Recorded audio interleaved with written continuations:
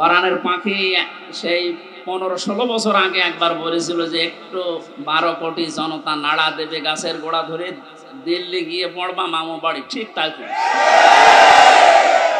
খাপের খাপ মমতাজের বাপ মিলিয়ে গেছে। আরে আমরা তো কিছু করি না, খালি হাতে খালি একটু নাড়া দিয়েছি, তাও সবাই না, খালি ছাত্ররা আর একেবারে জায়গা মতো যে পুলিশ। শ্বশুর বাড়ি আমাদের তো মামার বাড়ি।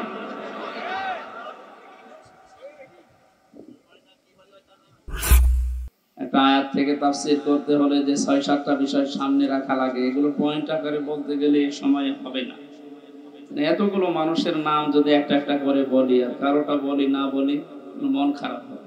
আমরা যা করব আল্লাহর জন্য করব। মান আহাব্বা লিল্লাহি ওয়া আবগাদা লিল্লাহি ওয়া আতাআ লিল্লাহি ওয়া মানাআ লিল্লাহি ফাকাদ ইসতাকমালাল ঈমান। হাদিসটায় 4টা পয়েন্ট আছে। কাউকে ভালোবাসলে আল্লাহর জন্য ভালোবাসবেন। আজকে দুপুরবেলা খাবার সময় ভাই আমাকে ওইটা বলছে, আমি ভালোবাসি আল্লাহর জন্য, লোক দেখানোর জন্য না। কাউকে যদি আমি সত্যি ঘৃণা করি, এটা আমি আল্লাহর জন্য ঘৃণা করি। শহীদ আল্লামা দেলাওয়ার হোসেন সাঈদীকে আমি জীবনে 2 বার মাত্র দেখলাম, জেলখানায় একবার আর বাইরে চুয়াডাঙ্গায় একবার। এছাড়া সরাসরি দেখা হয়েছিল বিশ্ববিদ্যালয়ে থাকাকালীন, ওই যে উনি যখন এমপি ছিলেন, একবার। খুব কম সময় ওনার সাথে, কিন্তু ওনাকে ভালোবাসি আমি না দেখে আল্লাহর জন্য। ইন্নাল্লাযীনা আমানু ওয়া আমিলুস সালিহাত সায়াজআলু লাহুমুর রহমানু ওয়াদ্দা। আল্লাহ বলেন অবশ্যই যারা ঈমান আনে আর ঈমানের দাবি অনুযায়ী যারা আমল করে, সৃষ্টি জগতের ভেতরে তার প্রতি একটা মহব্বত আমি আল্লাহ তৈরি করি। তাকে আর সারা পৃথিবীতে, আমি কালকে মালয়েশিয়া থেকে নেমেছি, রাত 2টায় নেমেছি, নেমে বাড়ি থেকে এখানে সারা রাত সারা দিনে গাড়ির উপরে এসে আমি মনে করলাম একটু কথাবার্তা বলবো, কিন্তু শরীর তো সাপোর্ট করছে না, ঘুম এসে গেছে। সারা রাত এমনিতে বিমানের ভেতরে কবির বিন সামাদ ভাই ছিল পাশে, উনি তো মজার মানুষ, তো ঘুমাতে দেয়। এরপরে আসার সময় মাওলানা হোসাইন আহমেদের পরে কয়েকজন ছিল। অনেকদিন পরে যেহেতু ড্রাইভার সাহেবের সাথে দেখা নেই, এই কথা বলতে বলতে ঘুমাতে পারি না। এরপরও আমরা যে কথাটা বোঝাতে চাই যে আমি ওনাকে ভালোবেসেছি, এর আগেও এখনো বাসি, আমি মরণ পর্যন্ত ওনাকে ভালোবাসবো আল্লাহর জন্য, কারণ উনি আল্লাহর দ্বীনের খাদিম। 2 নাম্বার, আমি কাউকে যদি ঘৃণা করি, দেখতে না পারি, সহ্য আমার না হয়, এটা আমার আল্লাহর জন্য হয় না, আমার ব্যক্তিগত কারণ না। হ্যাঁ, আমি রিমান্ডে 10 দিন ছিলাম, আপনারা জানেন। 3টা বছর আমি যাই না, ঘরের নাম শোনেন, ওই রকম জায়গায় ছিলাম। আমি আল্লাহর জন্য ওনাদেরকে ঘৃণা করছি এবং আপনাদেরকে ঘৃণা করার জন্য বলছি এই কারণে, কারণ এগুলো মানুষ না, এই মানুষ নামে এগুলো জানোয়ার। আপনি শুধু নাম শুনি মনে করেন যে আয়না ঘর মানে চারিদিকে আয়না দেওয়া আছে। এতে কত বড় ভয়ঙ্কর মানবতার সাথে আমরা মানবতা বিরোধী অপরাধের বিচার করলাম। এই ঘরের সাথে যারা জড়িত A to Z প্রত্যেকটা মানবতা বিরোধী অপরাধে শামিল। এদের বিচার এখনই করা দরকার। আজকে একজন ওর সাথে জড়িত যে সর্বোচ্চ পর্যায়ে, তাদের ভেতরে একজন ধরা পড়েছে অলরেডি। আমরা বিচার চাই, ওর কোনো বিচার নেই। 8-10 বছর, 12 বছর, 14 বছর একটা মাটির নিচের ঘরে, এদিকে 1.5 হাত, এদিকে 1.5 হাত। আপনি কি মনে করেন জিন্দা কবর ওইটা? এই কঠিন অবস্থায় যারা মানুষকে ফেলে রেখেছিল, আপনি যদি মেরে ফেলতেন, খবর দিয়ে দিতেন যে অমুক মারা গেছে, তারপরও তার স্ত্রীটা বিয়ে করতে পারতেন, তার ছেলে মেয়ে জানতো যে না মারা গেছে। আপনি ব্যারিস্টার আমান আজমি, কি বলে, ব্রিগেডিয়ার জেনারেল ব্যারিস্টার আরমান, ওনার স্ত্রীর কাছে আপনি কি জবাব দেবেন বলেন তো? 8-10 বছর তার স্বামী থাকার পরও না থাকার স্বামী, সে জানেই না যে বেঁচে আছে কিনা। আজকে একটা ছবি ফেসবুকে সব পাশাপাশি ওনারা বসে আছে, দেখলাম, আমার কান্না চলে এসেছে যে মানুষ, এরপরও কিছু মানুষ জালেমদের পক্ষে এখনো পর্যন্ত সাফাই গাচ্ছে।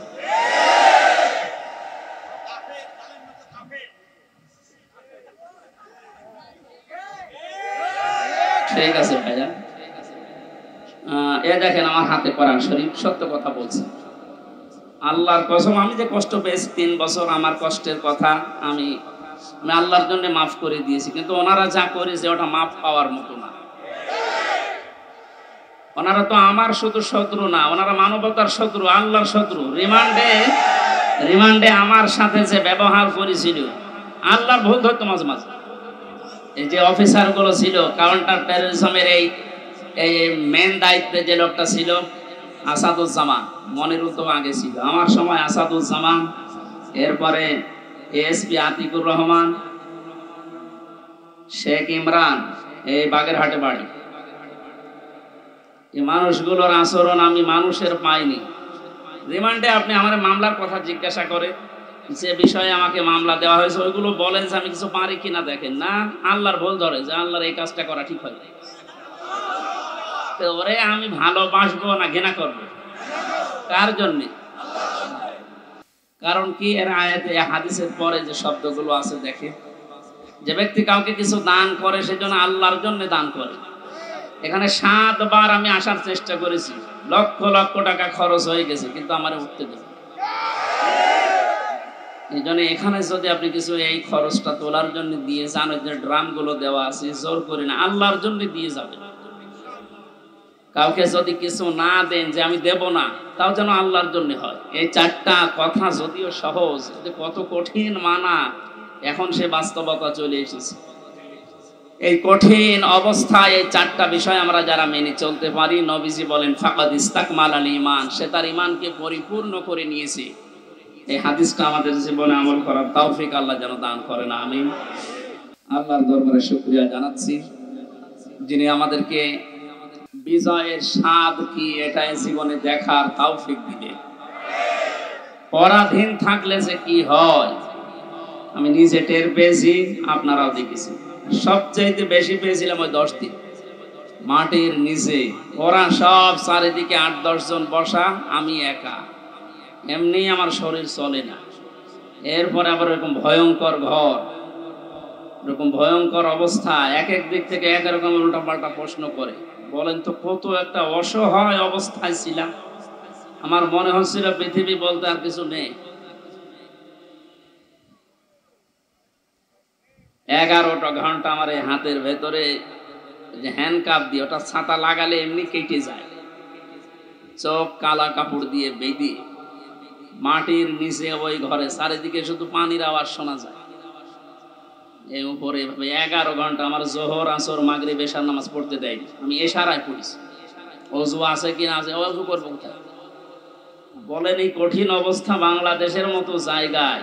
আর আমার চাইতে ভয়ঙ্কর ছিল তো ব্যারিস্টার আরমান, ব্রিগেডিয়ার ভাই আমান আজমি ভাই, এদের অবস্থা আরো কঠিন।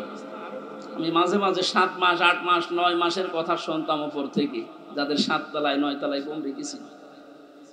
এই গম শব্দটা যদিও ছোট, এটা কত ভয়ঙ্কর জিনিস। আমি তো 7-8 মাস আমি জেলে আছি জানতাম, বাইরের মানুষও জানতো, আমার পরিবার। ওদের এই 8-9 বছর জানেই না যে বেঁচে আছি।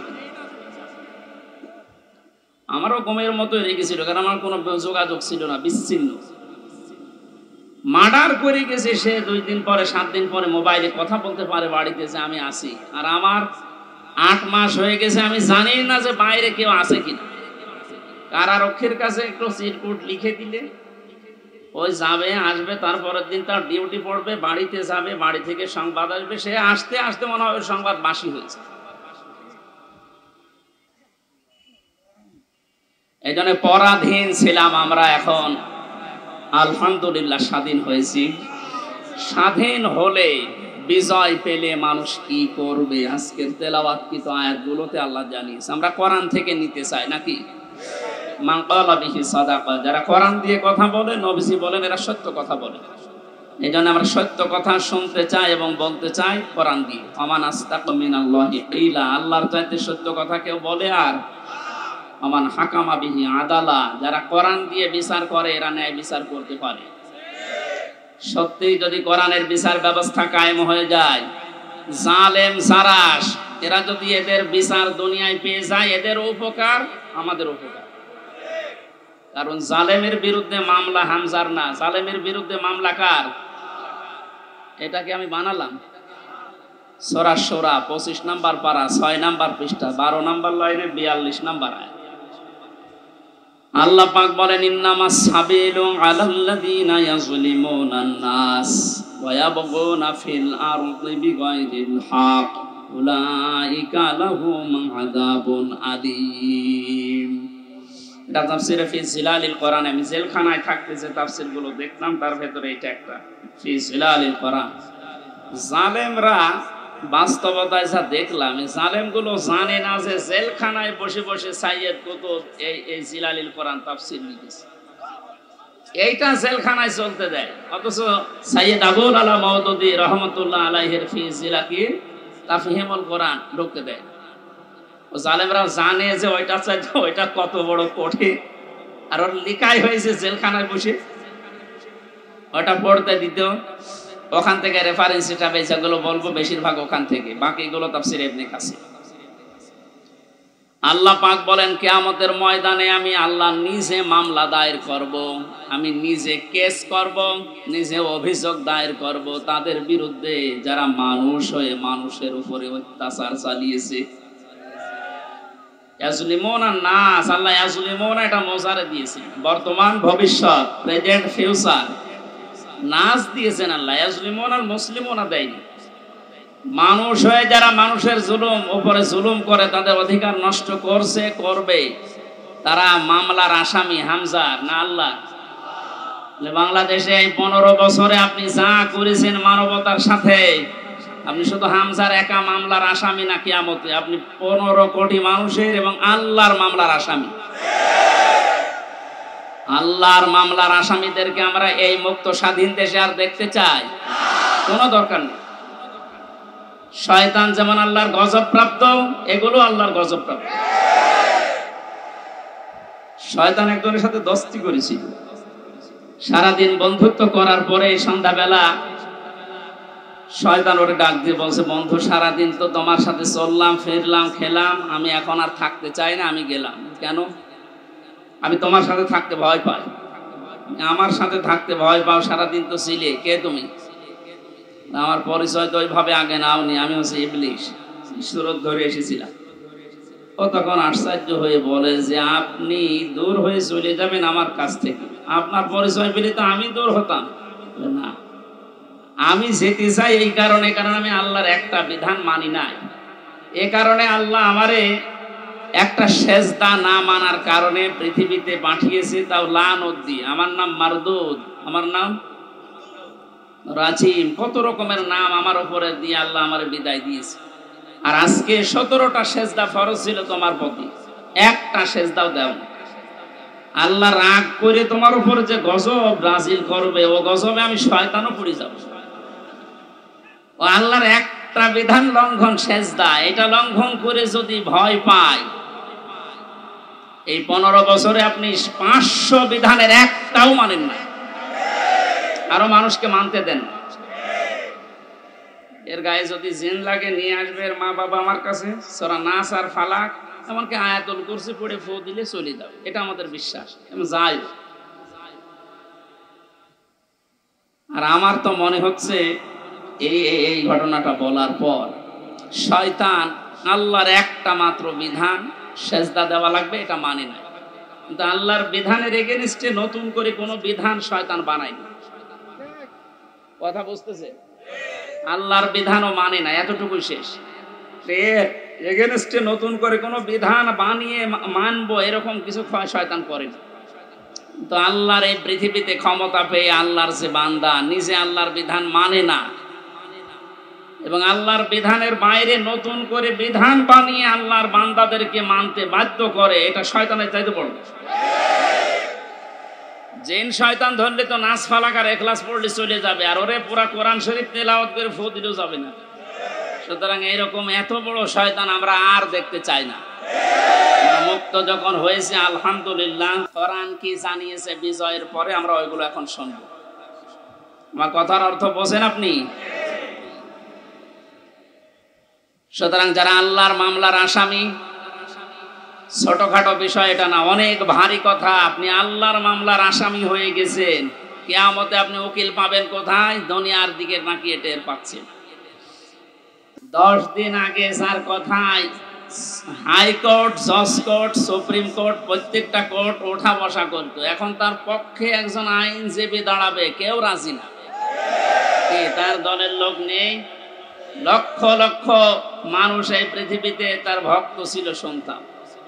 মানে একটা বিচারপতি দাঁড়াবে, একটা উকিল দাঁড়াবে তার পক্ষ নিয়ে, কেউ রাজি নামে জালেমের পক্ষে। এখন ডিম খেতে খেতে মরছে। ডিমটাও মুখ দিয়ে খেলিতে হয়, কত জায়গা দিয়ে ডিম খাচ্ছে। ওই জায়গাতে যখন আলেমদেরকে মাজায় দড়ি দিয়ে ছাগলের মতো তুলতেন, আমার মতো মানুষ, আপনি জানেন না হামজা কি? ও নিজেও বলতো রিমান্ডে, আপনি কিছু করেন না আমি জানি, কিছু জানেন তো আমার হাতে এই যে এটা বাইন্ধে দিলেন, এই তো যথেষ্ট, আমি কি পালিয়ে যাব? পায়ে দিয়েছে ডান্ডা বেড়ি, মাজায় দিয়েছে দড়ি, মনে হচ্ছে ছাগল টেনে নিয়ে যাচ্ছে। আর ওই কোর্ট চত্বরে মানুষগুলো, কিছু মানুষ কান্ত আর কিছু শয়তান আসে দেখে টিপ্পনি কাটছে, যা হচ্ছে ঠিকই হচ্ছে। এবার ঠেলা টের পাও।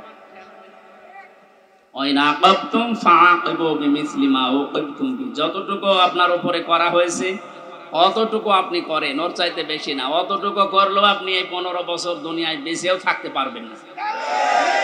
যা করেছেন যদি অতটুকু আল্লাহর ভাষায় আমরা করতে চাই, সত্যি আপনি পারবেন না। এদেশের বহু মেধাবী সন্তানেরা এই কোটার বিরুদ্ধে এমনি আন্দোলন করে না। বিশেষ করে এই 17 বছরের বাস্তবতা আমার জীবনে আমি যতটুকু দেখেছি, আপনি তাকান তো। অনার্স মাস্টার্স করার পরে বিশ্ববিদ্যালয়ে ফার্স্ট ক্লাস ফার্স্ট হওয়ার পরেও নেবে না, দলীয় পরিচয় পেছনে বিএনপি করে, শিবির করে, এই ট্যাগ দিয়ে। আরে ওইগুলো না দেখে আমার মেধা আছে কিনা ওইটা দেখ। কত বড় জুলুমের শিকার বানিয়ে রেখেছিলেন এই ছাত্র জনতাকে বলেন। আল্লাহ এমনি এমনি নাড়া দেয়নি। কোরআনের পাখি সেই 15-16 বছর আগে একবার বলেছিল যে একটু 12 কোটি জনতা নাড়া দেবে গাছের গোড়া ধরে, দিল্লি গিয়ে পড়বা মামু বাড়ি। ঠিক তাই খাপের খাপ মমতাজের বাপ মিলিয়ে গেছে। আরে আমরা তো কিছু করি না, খালি হাতে, তাহলে একটু নাড়া দিয়েছি, তাও সবাই না, খালি ছাত্ররা। আর একেবারে জায়গা মতো যে পুলিশ। শ্বশুর বাড়ি আমাদের তো মামার বাড়ি।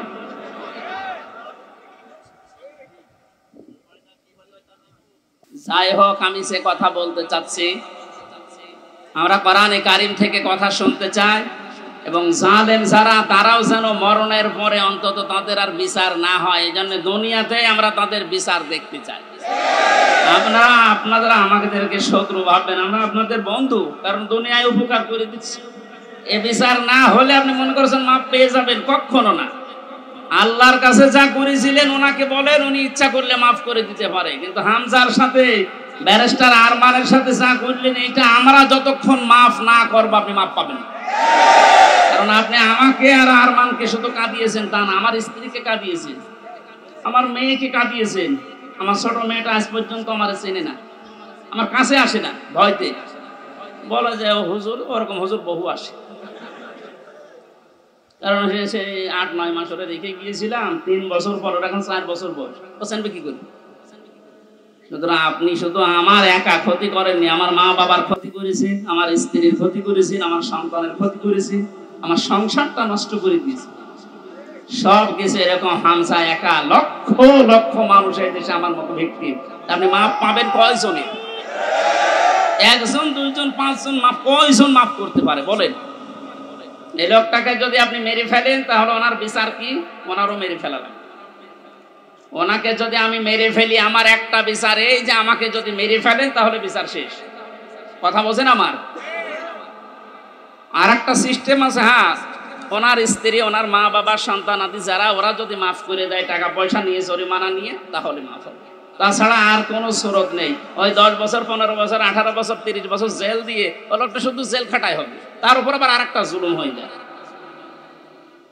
কিন্তু ওনাকে মাপ পাওয়ার জন্য কোরআনে কারিমে হাদিসে যে 2টা বিষয় আমরা পাই, 1 নম্বরে ওনারে মাপ পাওয়ার জন্য ওনারে মেরে ফেলা লাগবে। এক কথা বলে না কেন? 2 নম্বরে শুধু মেরে ফেলা না, ওনার আত্মীয় স্বজন যদি টাকা পয়সা নিয়ে দিয়ে বলে যা মাফ করে দিলাম, ঠিক আছে। তাছাড়া মাপ পাওয়ার আর কোনো লাইন আছে? লাইন আছে? ওনার জীবন কয়টা? উনি আমাকে মেরেছে, আমি ওনাকে মেরে ফেললাম, শেষ হয়ে গেল। কিন্তু ওই লোকটা যদি 500 মানুষ 2700 ছাত্র হত্যা করার কারণ হয়, ওকে 2700 বার মারা লাগবে। পরে 2700 বার মারা যাবে? এমনি মরে গেছে, এমনি মরে যাচ্ছে। তো 2700 বার মারা যাবে কোন কায়দায়? একবার মরলেই তো শেষ।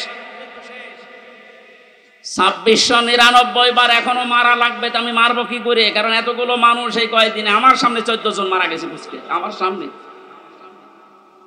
আমি মরণের পর 5 তারিখে যেদিন স্বাধীন হয়ে যায়, 6 তারিখে সকাল বেলায় প্রত্যেকের বাড়িতে আমার যা সমর্থ ছিল, এমনিতে আমিও মুসলিম, যতটুকু পেরেছি 2 মাস চলার মতো তাদেরকে দিয়ে এসেছি। হাসপাতালে গিয়েছিলাম দেখতে, এক একজনের যে অবস্থা, এই জায়গায় গুলি লাগিয়ে, এই জায়গায় বন্দুক লাগিয়ে দিয়েছে, এই জায়গায় লাগিয়ে দিয়েছে, লজ্জাস্থান নষ্ট হয়ে গেছে।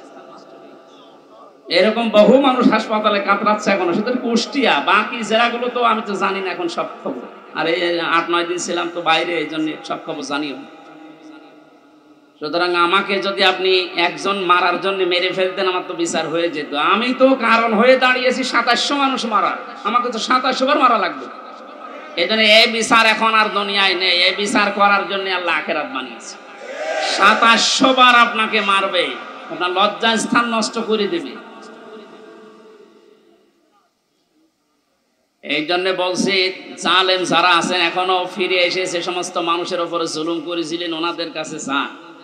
ওনারা যদি কিছু করতে পারে, তাছাড়া আল্লাহ জানিয়েছেন যে আমি মাফ করব না। কারণ এটা আমি দায়িত্ব ছেড়ে দিয়েছি যাদের উপরে জুলুম করেছি তাদের উপর। এখন তাদেরকে বলেন, ওনারা যদি মন থেকে কিছু করে, তাছাড়া আপনি দুনিয়াও ধ্বংস করেছেন, আপনার আখিরাতও ধ্বংস হয়ে যাবে।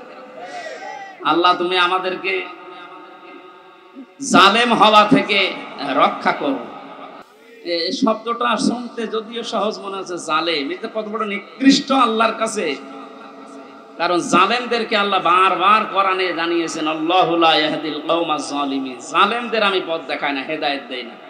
আমরা যদিও অনেকে বলে, হুজুর আমাদের কেন্দ্রীয় আমির বারবার দোয়া করে, তো দোয়া করে করবো কি? জালেমদের তো হেদায়েত হবে না, জালেমদের কোনো হেদায়েত নেই। আর জালেমকে ক্ষমা করে দেওয়ার অর্থ হচ্ছে মাজলুমের উপরে অবিচার করা।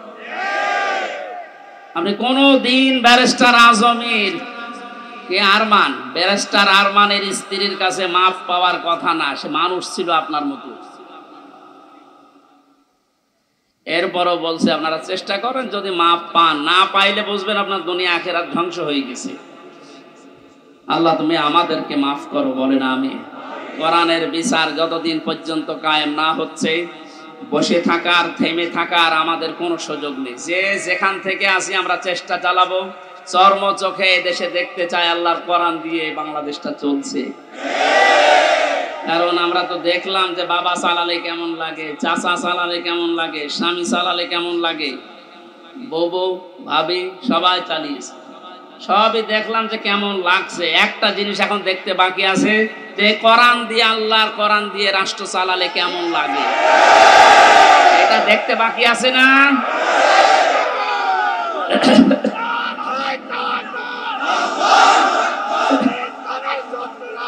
আলহামদুলিল্লাহ।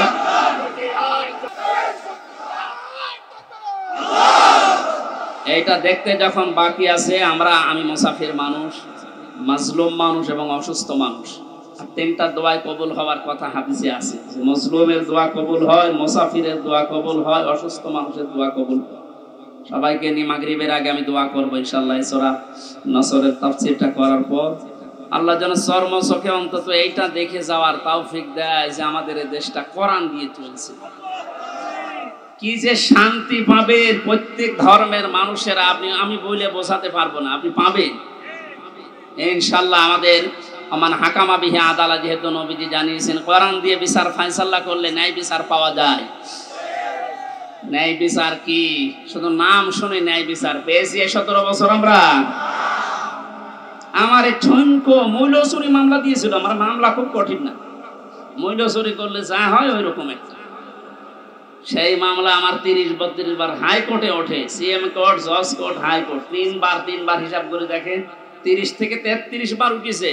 না, হবে না, আর এদিকে প্রতিদিন আপনি টিভির সামনে বসে বলি ছড়ান যে আমরা ন্যায় বিচার কায়েম করছি। এই ন্যায় বিচারের নমুনা যা করেছেন বিচার ব্যবস্থায় যাদেরকে বসিয়েছেন প্রত্যেকটা অবিচার করেছে। আর আমার 164 যে ম্যাজিস্ট্রেট নিয়েছিল ওই শয়তানকে আমি জেলখানায় যাওয়ার 3 মাস পরে দেখি ও ভেতরে ঘুরে বেড়াচ্ছে। এখানে কেন? ও আমার বেকার বেকার এই সমস্ত বিষয়গুলো লিখে মানে একেবারে জালিয়াতি করে সই করে নিয়ে বলছে হুজুর আপনি মাত্র কিছুক্ষণ পরে বেরিয়ে চলে যাবেন। কারণ আমি 164 বুঝতাম ওইসব লাইনের লোক আমরা এই সিটারি বাঁটমারি এই 2 নাম্বারই করে বসে খালি সই করে দেন, নিচে আপনার ছোট ছোট মেয়েরা কাঁদতেছে আমি জানি আপনি চলে যাবেন। ওর উপর বিশ্বাস করে আমি সই করে নিচে আসলাম, দেখা সাক্ষাৎ করে আমার জেলে পাঠিয়ে দিলে আনন্দে আছে যে কয়েকদিন মাত্র বের হয়ে যাবে। ও আল্লাহ শুনছো এটা 164 আমি যা যা বলতে চাইনি ওই শয়তান সব লিখে খালি আমার সইটা বসিয়ে দিয়েছে। পরে পরে জেলখানায় দেখে কাশেমপুরে বললাম কি আপনি এখানে আপনি কাজটা ঠিক করলেন, জেনে শুনে আমার জীবনটা এভাবে নষ্ট করলেন? বলছে আমার উপর থেকে যা বলেছে আল্লাহর ওলিরা আমি তাই করছি, আমার কিছু করার নেই। তা আপনি এখানে কি? বলছে আমার বউ মামলা দিয়েছে। তোর বউ? আমিও মামলা দেবো তোর নাম। এই জন্য আল্লাহ ছাড় দিয়েছিল কিন্তু ছেড়ে দেয়নি। আল্লাহর ধরা বড় শক্ত ধরা, যেটা আমরা আইন মন্ত্রী আরে দরবেশ বাবারে দেখে বুঝলাম কি দাপট গো। আমি মাঝে মাঝে আইন মন্ত্রীর আদালতে দেখতাম, আরে দরবেশ বাবা দেখতাম বসে আছে, আমারে যখন নিয়ে যেত ওই উপরে দেখা যেত যে বসে আছে দরবেশ। দরবেশ যে এই কাম করতে পারে আমার তো কোনোদিন বিশ্বাস হয়নি। দাড়ি কেটে নম হয়ে গেছে, শয়তান পর্যন্ত ওর এখন ঘৃণা করছে যে আমি এত খারাপ না। বেকার যারা আপনাদের এই দাড়ি রাখায় সুন্নতকে নিয়ে হেয়ালিপনা করা, এই আর কি ঠাট্টা বিদ্রুপ করা, আমি সুন্নত পর্যন্ত কেটে বাদ দিয়ে দিলে কিয়ামতে আল্লাহর নবীও আপনাকে বাদ দিয়ে চলে যাবে। আল্লাহ তুমি আবার বলছে মানুষগুলো যদি, আমি আবার বলছি ভুল আর অন্যায় করা এটা কিন্তু এক না। ভুল মানুষ করতে পারে কিন্তু জেনে শুনে অন্যায় করে ভুল বলে চালিয়ে দেবেন, যেটা এখন চালানো হচ্ছে। অন্যায় যারা করেছেন, অন্যায় করলে মাস্ট বি তাকে শাস্তি পাওয়াই লাগবে। আমরা কিছু না করে যদি শাস্তি পেতে পারি 3 বছর, আপনি করে তো আপনার 99 বছর শাস্তি হওয়ার। প্রথম জেলে যাওয়ার পরে যার সাথে দেখা একেবারে গেট দিয়ে ঢুকে আল্লাহ সে বলি সেই কি শাহজাহান জল্লাদ, এর সাথে প্রথমে হাত মিলিয়েছে। আমারও বলছো হুজুর আপনারে আমি চিনি। চেনেন মানে? ওই যে টেলিভিশন আছে ভেতরে, মেমোরি কার্ডে ওয়াজ ভরে নিয়ে আসলে শুধু আপনার আর আজহারি সাদি সাহেব এদের ওয়াজ দেয়, আপনার আমি চিনি। আপনার নাম কি? শাহজাহান জল্লাদ ভুইয়া। ভুইয়া কেন? আমার বংশের নাম। অথচ ওর 167 বছর না কত বছর সে এখনো ভুইয়া ছাড়েনি। এরকম বহু শয়তান আছে, মরে যাবে তাও ওই ভুইয়া ছাড়েনি। আবু জেহেলের গলার ভেতরে যেদিন তরবারি চালাচ্ছিল বলছে কে? নামে আব্দুল্লাহ ইবনে মাসউদ। কি করবে? গলা আলাদা কর, একটু বড় করে কাট। বড় করে কাট মানে? বলে হ্যাঁ একটু বড় করে কাট, মানুষ যেন আমার মাথা দেখে বোঝে যে এটা নেতার মাথা। আমার মনে হয় এর মতো এখনো পর্যন্ত অনেক শয়তান, সব শেষ হয়ে গেছে, এরপরও ভিত্তি কমছে না। বিভিন্ন জায়গা থেকে ভিডিও বার্তা দিয়ে মানুষকে শুধু উত্তেজিত করছে, আর কোনো লাভ হবে না ইনশাআল্লাহ। আপনি যাই করেন আর কোনো লাভ হবে না। এদেশের মানুষ বুঝে গেছে, ধোঁকা দিয়ে বোকা বানিয়ে বেশি দিন রাখা যায় না। এই জন্য কোরআনের বিচার ব্যবস্থা যদি কায়েম হয়, দল মত এখানে আর নেই। সবাই যেহেতু আমরা মুসলিম, 96% মুসলমানের দেশে কোরআনের বিচার চলবে না মানে? এই কথা বলেন না কেন? এ বিষয়ে কারো দ্বিমত আছে? আপনি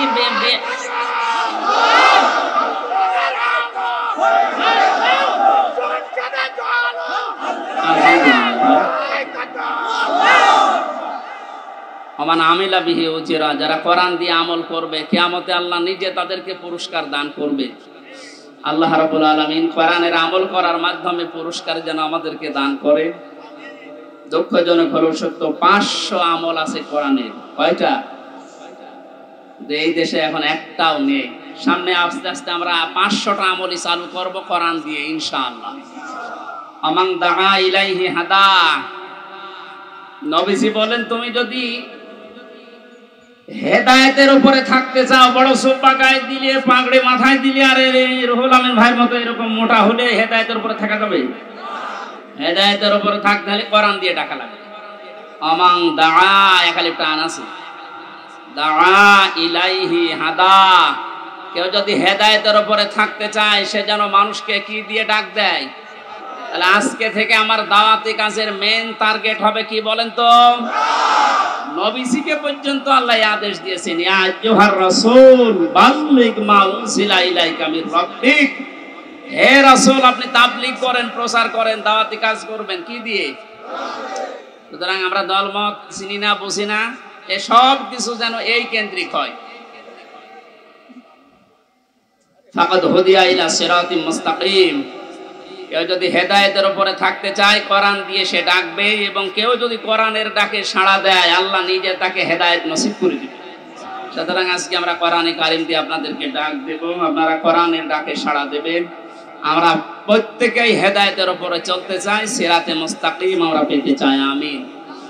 দরুদ আর সালাম পড়ছি মুহাম্মদুর রাসূলুল্লাহ সাল্লাল্লাহু আলাইহি ওয়াসাল্লামের প্রতি। সূরা নাসর পড়েছি, মাদানী যুগের সূরা। কোরআন শরীফে 3 আয়াত বিশিষ্ট 3টা সূরা আছে, আসর, নসর আর কাউসার। কয়টা বলেন তো? নসর মানে সাহায্য, নসর মানে কি? আর নাসর মানে ঈগল। নুন সাদ র, নাসর মানে সাহায্য, নুন সিন র, নাসর মানে ঈগল পাখি। এজন্য এখানে যারা তেলাওয়াত করেন এই সূরাটা নামাজে একটু মুখ গোল করে পড়বেন। আল্লাহ পাক বলেন, ইদা জা আনাসরুল্লাহি ওয়াল ফাত, যখন আল্লাহর সাহায্য আসবে তখন আপনি বিজয় দেখতে পাবেন। যদি আপনি ইদা জা আনাসরুল্লাহি ওয়াল ফাত বলেন সিন দিয়ে, যখন ঈগল পাখি আসবে তখন বিজয় পাবেন, পুরা মানে উঠিয়ে দিচ্ছে। এজন্য একটু খেয়াল করে শব্দগুলো উচ্চারণ করবেন। যেহেতু এটা মাদ্রাসা আপনারা বানিয়েছেন এলাকার মানুষেরা, আপনাদের একটা সুন্দর অন্তত ব্যবস্থা আছে। এই মসজিদ মাদ্রাসা দিয়ে শুধু ছাত্র ছাত্রী না, এখানে বয়স্ক শিক্ষা চালু করে যারা পড়তে পারেন না তাদেরকেও নিয়ে আসে, 2-3টা একটা ব্যাচ করে দিন। আমার গ্রামের বাড়ি কুষ্টিয়ার হালসা। আমি একবার যে দেখি মানুষ নামাজে একেবারেই নেই, গ্রামে তো যেতামও কম। মহসিন সাহেবকে বললাম, মানুষজন বহু মানুষ নামাজ পড়ে, নামাজ পড়ে না, এটা এদের দোষ নাই, দোষ আমার। কারণ নামাজ যে কি এটা এরা জানে না, আর নামাজের ভেতরে যে আসলে কি পাওয়া যায় এটা তো এরা বোঝে না। দেখেন আমি ওই ব্যবস্থাটা করে দেই, তখন আর এই 2 জন 5 জন না, কমপক্ষে এই মসজিদে 500 মানুষ, ধরো 400 মানুষ চলে আসবে। 2 জন উস্তাদ রেখেছিলাম, নিজের টাকা যা আসতো সব দিয়ে বললাম যে আপনারা পড়েন। মাগরিবের পর থেকে বাবার বয়সী লোক যারা কাজ কাম নেই, সারাদিন মাঠে ঘাটে খাটে, বললাম পড়েন, কিচ্ছু দেওয়া লাগবে না, সব খরচ আমার, আপনার শুধু কোরআনটা শেখে। বলা 2-3 মাস যাবার পরে দেখি মসজিদের চেহারা পাল্টিয়ে গেছে।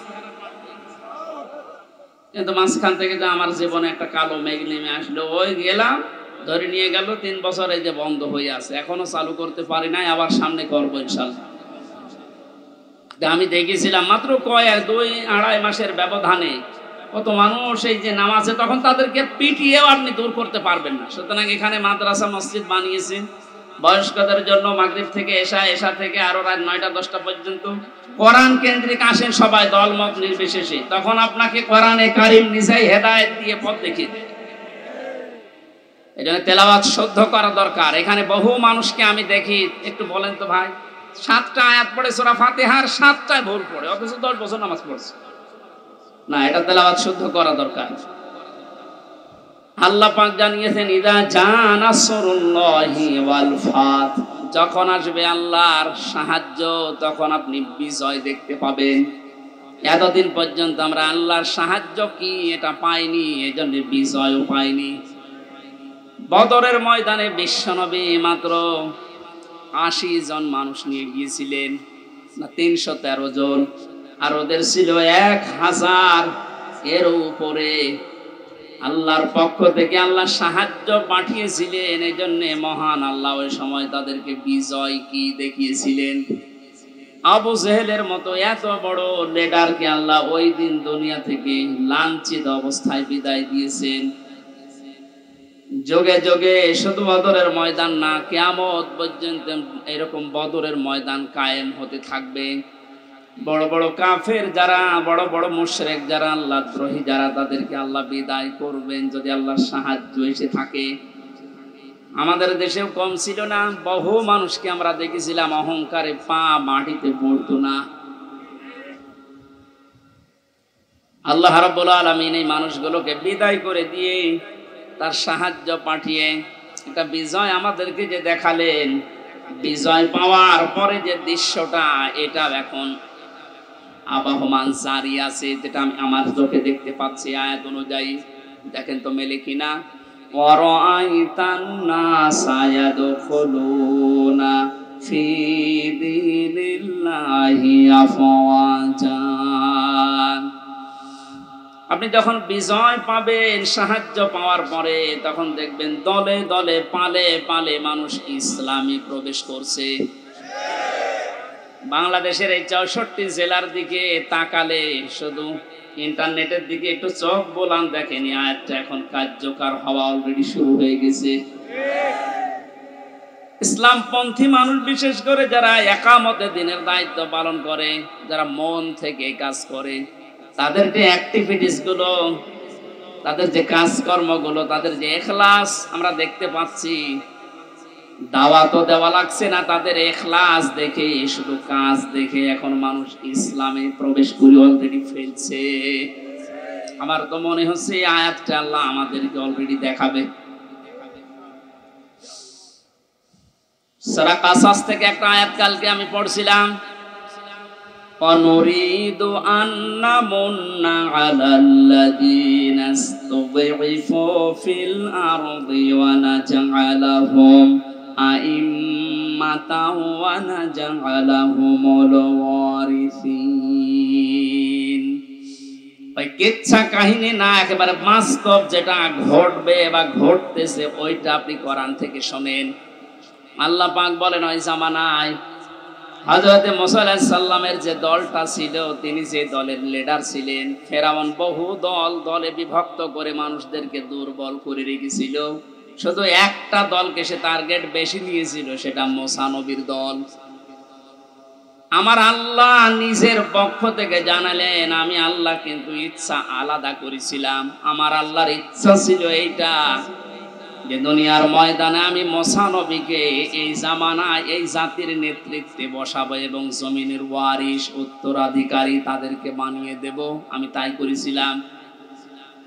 ইয়াটা এখন বাস্তব আমার মনে হচ্ছে, আমার চোখে ভাসতেছে। আল্লাহ, তুমি সূরা কাসাসের 5 নাম্বার আয়াতটা আমাদেরকে দেখাও। স্বৈরাচার নব্য ফেরাউন এই পৃথিবীতে বহু দল ছিল এদেশে, সব দলকে টার্গেট না করে শুধুমাত্র কোরআনে কারীম এই পৃথিবীতে যেন বিদায় নেয়, কোরআনের লোকগুলো যেন এই দুনিয়াতে আসতে না পারে, এই কাজ করার জন্য যারা চেষ্টা চালিয়েছিল, আল্লাহ তাদেরকেই যেন জাতির ইমাম আজ দিনের পর দিন বানিয়ে দিচ্ছে। তাদেরকে ওয়ারিস বানাচ্ছে, জমিনের উত্তরাধিকারী বানিয়ে দিচ্ছে।